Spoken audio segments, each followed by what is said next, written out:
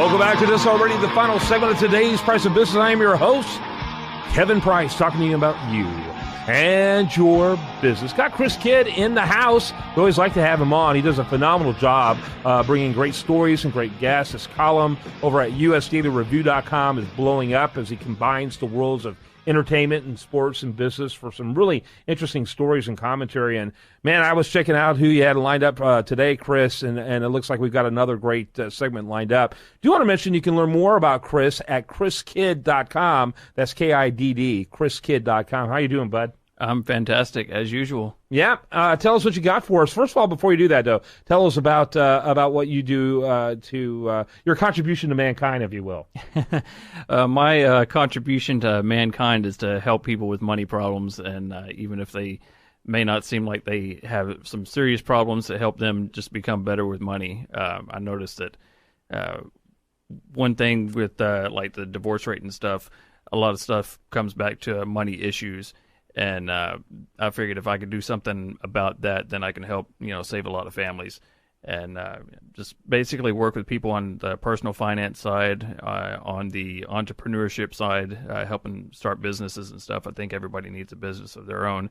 And the investment side, so that they can understand what their money is doing, how to manage it on their own if they're managing it, or how to check up on it and find out what's going on if they have someone else like my guest who might be managing it. My guest today is Carlos Diaz Jr., and he's the founder and managing partner at MVP Wealth Management Group. They're a wealth management group specifically for professional athletes out of Orlando, Florida. So great to have you on, Carlos. Great to be on. Thank you, Kevin. Thank you, Chris. I think it's a really unique niche. Tell us how you got into it. And while you're at it, kind of give us the elevator speech, if you will, about your firm.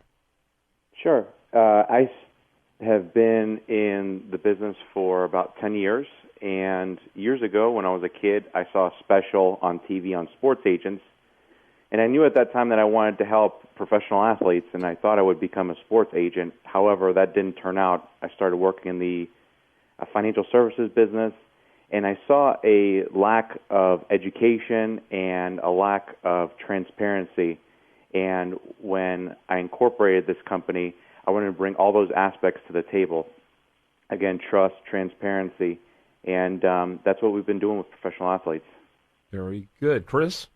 Well, that's a huge need for a market like professional athletes. And I guess one of the things that we discussed before is we just had the NFL draft, and there's so many guys. It's always good to catch them early on versus, at the end of their career or once they've already retired, and then they're saying, hey, I really screwed up, help me. What are some things that some of the rookies that are coming in now need to know about, just handling their newfound wealth? Yeah, the couple things that they need to really focus on, I think the first one is spending it before they have it. And, excuse me, a lot of people on the outside see these big contracts, $25 million, such as the one that Jameis Winston just recently got, and they don't really see the intricacies of the math within the contract, that it's not all up front. They don't get it all at once. And, I see that they need to save the signing bonus, and at the same time, they need to avoid a lot of these high-interest loans during the off-season. Right. Talk a little bit about that, because I've had former players that I've worked with who have told me some of the stories about that. Talk a little bit about how that stuff happens. Well, a lot of times it's a locker room competition, and if you look at the first-round draft pick versus someone in the fifth round, I mean, it's a huge difference.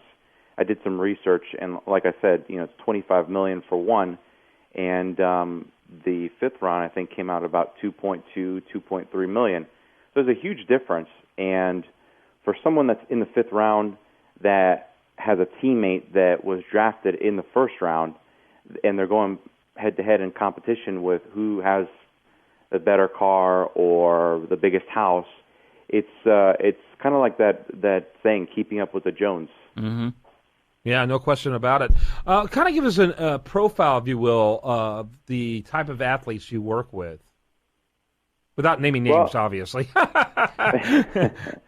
Well, we started off working with retired athletes, and I actually came from a background of working with pre-retirees and retirees. And I take that approach into the athletes because of the short shelf life that they have. So we work with current athletes now. We work with a few different sports, football being one of them. Mm-hmm. Very good. So is there one particular area of sports that you tend to represent more than others or work with more than others? Say basketball. We've been working with more NBA players, and actually this year we've picked up MLS soccer players. It's been a hot sport lately. Okay. Very good. Go ahead, Chris.